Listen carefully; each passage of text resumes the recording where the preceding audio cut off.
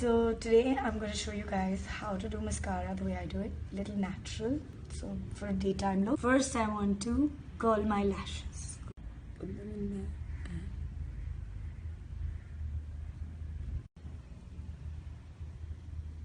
I'm going to show you with my favorite mascara, which is Dior Show Iconic. It's beautiful.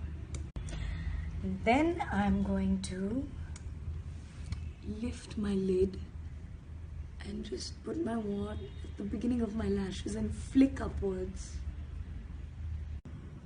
And by flicking upwards, I don't allow the mascara to be too strong on the tip of the lashes, just on the base. Nice black line at the bottom. My lashes look thicker and natural because the tips are not like heavy.